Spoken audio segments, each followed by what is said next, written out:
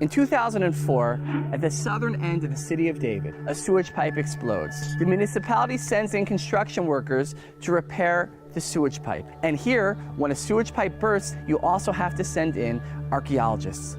And it turns out that in repairing the sewage pipe, the construction crews had inadvertently uncovered a series of ancient stone steps dating back thousands of years.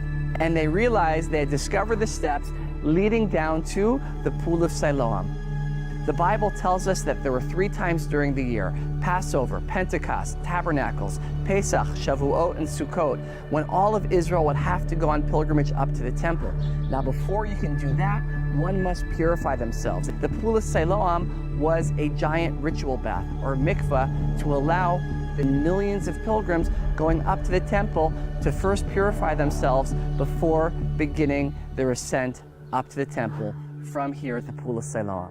So the question the archaeologists had, how did the millions of pilgrims get from the pool up to the temple? They widen the excavation, they find what has been called the most significant archaeological discovery of the last 100 years. This is the pilgrimage road. I want you to look at this, because nobody in the public has seen this anywhere in the world. Look at that. This is an active archaeological site. This is really under or part of the city of David, which is older than, when you go upstairs, 60 feet above us, the big city of Jerusalem.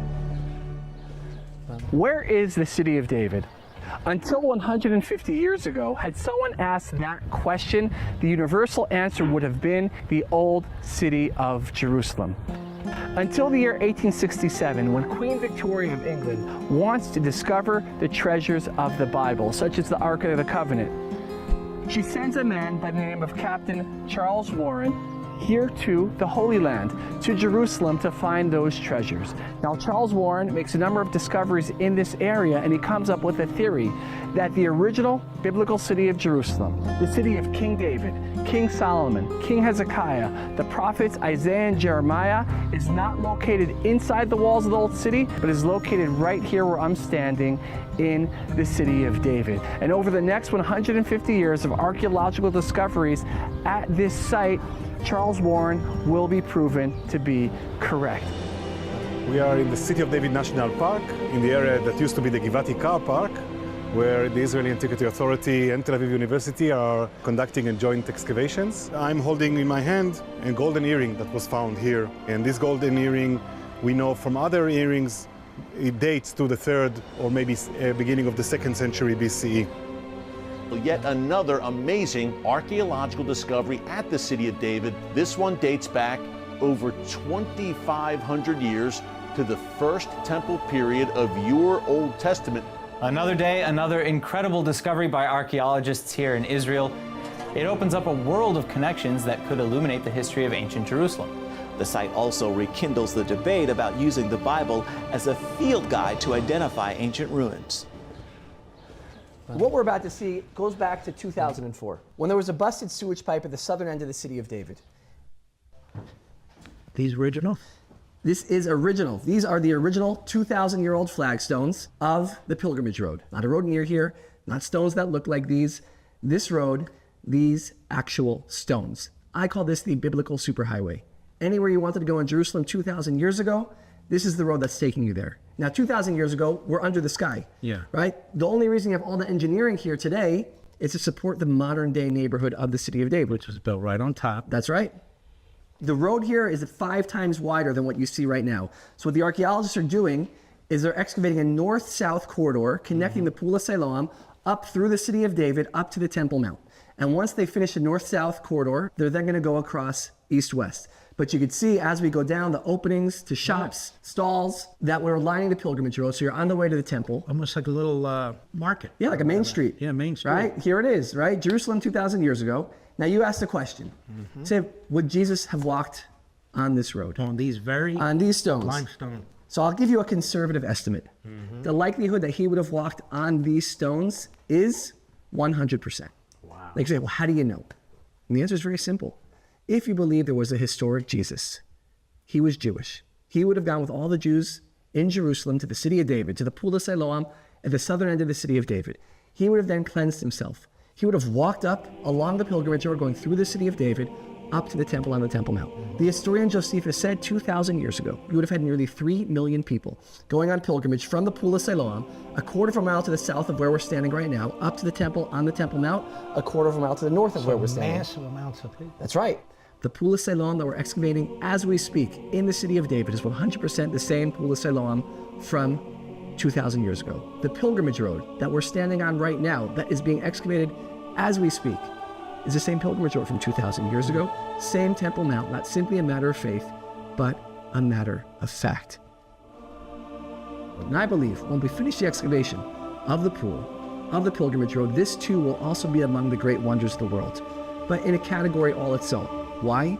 Because if the pyramids and in the Colosseum represent a chapter of history, once upon a time, this represents the continuation of a story.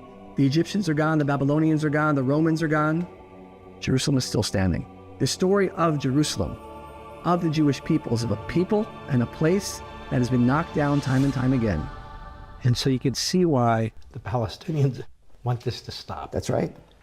Because they want to deny Judaism and Christianity their history. Allahu Akbar! You know what Hamas called their attacks on October 7th? They called it the Al-Aqsa flood attack. Now, Al-Aqsa is referring to the Temple Mount, referring to Jerusalem. They said, that's strange. Why didn't they call it the Gaza flood attack? Why didn't they call it the settlements flood attack, the occupation flood attack? Why did they call it the Al-Aqsa flood attack? What's this battle really over? It's over Jerusalem. And not just the physical Jerusalem. It's not just a physical conflict. Jerusalem is going to be the source of values for the world. The question is it going to be Hamas's values? Is it going to be Iran's values of the Ayatollahs putting out poison into the world? Or will it be the values that the Bible speaks of, like the prophet Isaiah, of Jerusalem being a house of prayer for all nations? Iran, Hezbollah, the Muslim Brotherhood, Islamic Jihad, he would destroy all this. 100%. Again, this undermines the story that they've been telling for the last century. So that Jews, and by extension Christians, have no roots, have no heritage in Jerusalem. And if we don't have heritage here, again, the United States then doesn't have heritage either, because the Judeo-Christian heritage, the bedrock that the founding fathers built the United States of America upon, comes from here. And the truth is they've been very successful pushing Jews and Christians out of most of the Middle East, where there are thriving communities in all these Arab countries. There are either none or they're basically underground. They barely exist. You know what the key is? There's 2 minority groups that have flourished, or at least survived in the Middle East. The Jews and the Kurds. You know what they have in common? They fight, right? If you're not willing to fight, you're not going to survive in this part of the world. It's not always nice, it's not always happy, it doesn't always look good on TV. But if you're not willing to stand up for your rights, you're going to get crushed here. And this is a point we were discussing earlier, the great Thomas Paine made, basically. He said, I choose war over tyranny. Because nobody wants to live under tyranny. Yeah. Let's keep rolling. Let's keep going. If you look over here, you can literally see where the archaeologists are up to here. You can see 2,000-year-old pieces of pottery. Again, going back to the time of Jesus. And you're going to find ancient coins in here. So they dig small tools. You know, you're not talking about sledgehammers or anything like that here. Very, very small tools. Now, if you look closely, you can see here, you have little pieces of black soot. Now, what is this black over here? That's ash from the Roman destruction of Jerusalem in the year 70. That we still have remnants of the fires when the Romans destroyed Jerusalem. You know, and it was horrendous, right? Yeah, they slaughtered people, they butchered people. Josephus says they killed over 1 million people. You know, it's a tragedy. And yet, what we see here with the ash is that on the one hand, it's the remnants of the destruction of Jerusalem. But on the other hand, we're still here.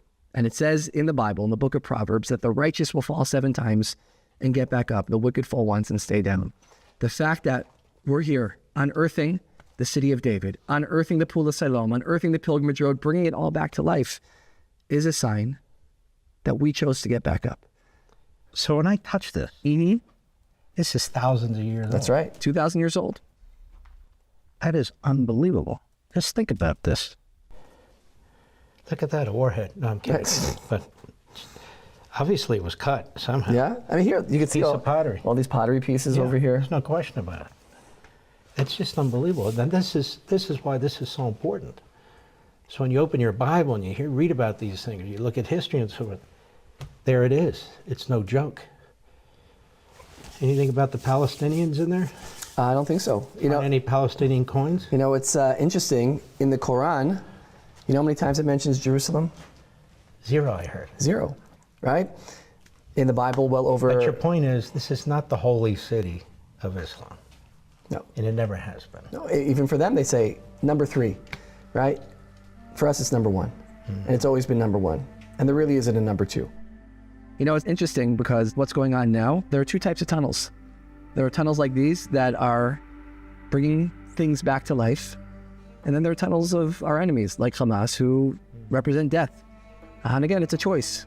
You could have a Jerusalem of life, or you could have death, right? And those are the options before civilization as a whole. It's so true. Right now, there's a stark choice. And that's the way it is. There's nothing in between. And so for both of our nations, hopefully we will make good choices. Well, so far we've not, but there we go. We have another shot. Ze'ev Ornstein, first of all, I want to thank you for that fantastic tour. There's actually a lot more to see here, as a matter of fact. You were telling us that just to complete the project you saw is how much every 3 feet? $180,000. $180,000. And you're going to take that walkway and you need to move it out. That's right. And this is just part of what you folks are doing here. So you have to raise an enormous amount of money, and we're relatively successful. But every year, year in and year out, that's what they need to do. So if people want to contribute to this very, very important project, where do they go? cityofdavid.org.il. You do /donate. If you want to find videos about what we're doing, go on YouTube, City of David, social media @City of David, and you'll find everything that's happening, everything that's being unearthed, why it matters, at your fingertips. cityofdavid.org.il. Thank you again. God bless you, man. Next year in Jerusalem. Next year in Jerusalem. And this year in Jerusalem. For all this and much more, sign up for levintv.